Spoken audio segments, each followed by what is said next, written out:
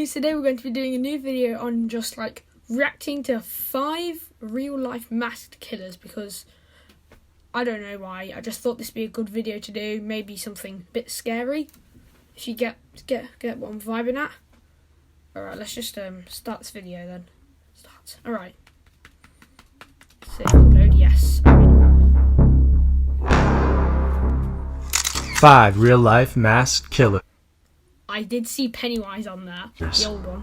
Murderers are among some of the most vile people in the world, but sometimes their objective is more than just to kill. They also aim to terrify. The people on this list took terrifying to new heights, all because they enjoyed it. These are 5 real life masked killers. Number 5. Fabian Kramer. At 19 years old, Fabian Kramer from Bielefeld, Germany, became fascinated with the movie Saw in March of 2012. The film first came out in 2004 and featured a crazed murderer who kidnapped 2 men and chained them up in an underground bathroom. In order to get out, they had to saw their way to freedom. In what seemed to be a stroke of inspiration, Kramer put on a mask, the same one used in the film, went to his landlady's apartment, 82-year-old Hannah Litz, and stabbed her more than 50 times. What's even more strange is that just moments later, Fabian called the police to report what he had done, saying, "Come quickly, someone is bleeding to death." When the police got there, he was kneeling beside his victim and pretending to save her life. He told the cops he was an ambulance man and he was doing his best to save her.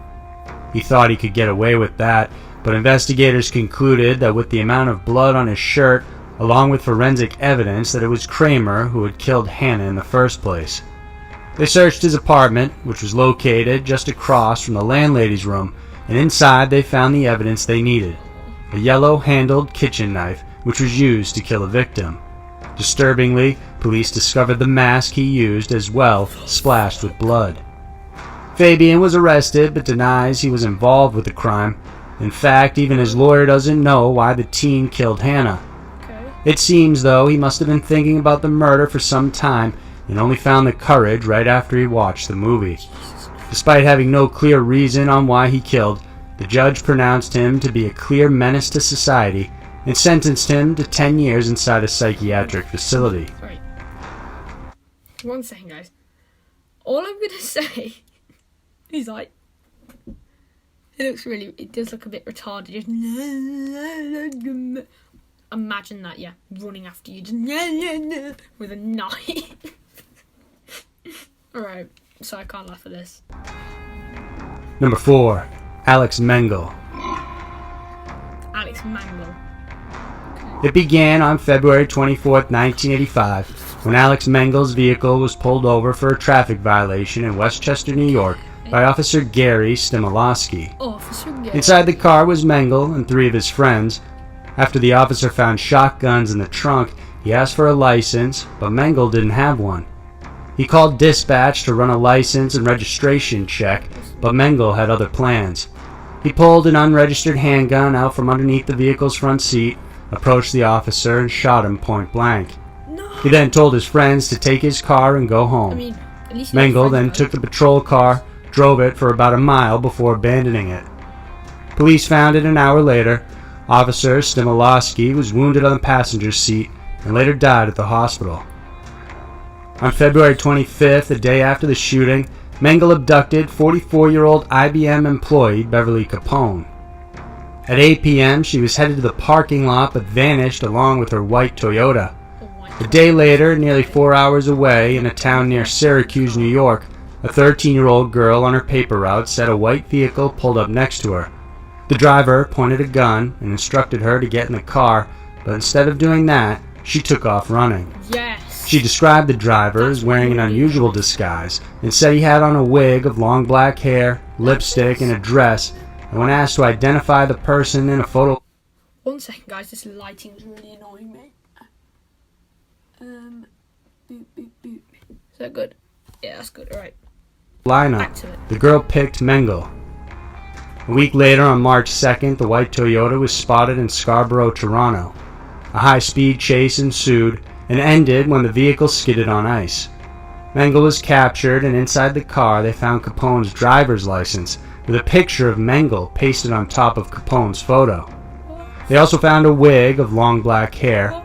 During questioning, Mengele denied knowing Capone and insisted he just took her car from a parking lot.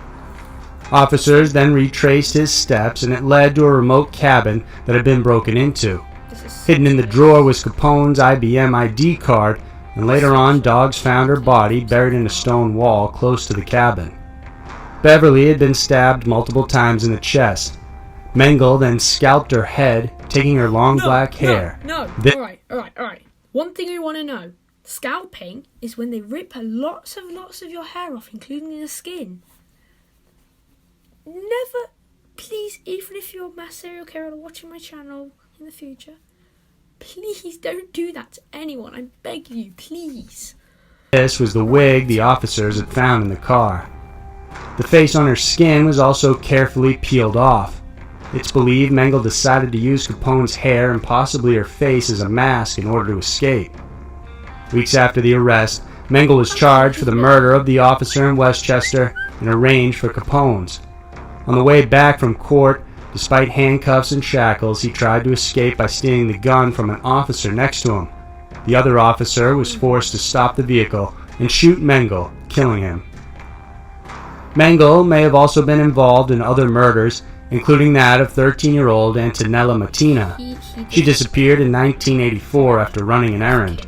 Her skull with braces still on her teeth was found years later. Mengele's brother Gustav lives 6 blocks from that girl back in 1984, but he's a registered sex offender who now resides in Florida. To add to the suspicion, when Alex was killed, officers found photos of women inside his wallet. He also had a map of Harrisburg, Pennsylvania, with marks on wooded locations. However, what the map indicated or suggested exactly has never been determined. Number 3. Danny Rawling. To shock, titillate, and terrify, Danny Rawlings employed all 3 when he murdered 5 Gainesville, Florida students between November and August of 1990. Rawlings' disturbed behavior formed during his early years. A product of an abusive household, he grew up in Shreveport, Louisiana with a sadistic police officer father. His mother allowed the abuse and never protected her sons. In his teens, he dropped out of school and started a series of robberies in Georgia, and when he became an adult, it wasn't any better. He couldn't hold a job and returned to burglaries and petty theft, landing himself in and out of jail. In 1990, he moved back home but got into a fight with his dad and almost killed him. Rawling fled and ended up in Florida, and it's here that his reign of murderous terror escalated. On August 24, 1990, Danny broke into the apartment of college freshmen Sonia Larson and Christina Powell. He first headed upstairs where Sonia was sleeping and attacked her, taping her mouth shut, binding her wrists, and then stabbing her to death. Next, he went back downstairs where Powell was sleeping on the couch and attacked her. Rawling then mutilated the bodies, cutting parts of the victims and posing them suggestively. The next day, he broke into 18-year-old Christina Hoyt's apartment. He found it empty but decided to wait. As Hoyt arrived back at around 11 a.m., Rawling surprised her from behind the door and subdued her. He taped her mouth and bound her wrists before stabbing her in the back. Rawling cut off her head and placed it on a shelf facing the body. But Rawling wasn't done. He entered another apartment, this time that of Manuel Taboada, who was 23, and his roommate Tracy Pauls. The two had been friends since high school. As both were asleep, Rawling broke into the unit and attacked Manuel first. Despite the scuffle between the two men, Rawling overpowered and killed him. Tracy woke up to the commotion and barricaded herself inside her bedroom, but Rawling eventually got to her. No. He bound, sexually assaulted, and then stabbed her to death.